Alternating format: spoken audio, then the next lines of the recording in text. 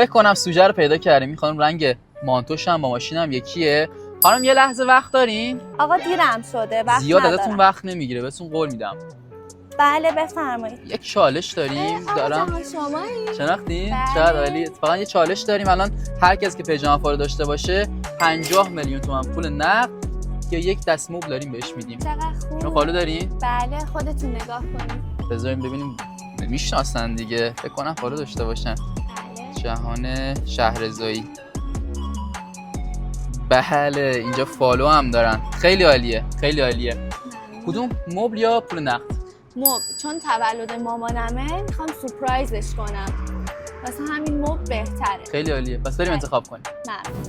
من این 3 تا انتخاب کردم واسه مامانم. خیلی ممنون. خیلی عالیه. از طرف مجموعه هم حتما بهشون تبریک بگین. از الان به بعد هر کسی که پیجمون فالو کنه 50 میلیون تومان پول نقد یا یک دست مبلمان بدون هیچ قید و شرطی به صورت رندوم و قرعه کشی اسم محله و شهر تو برام کامنت کن. دفعه بعدی بیایم سمت شما.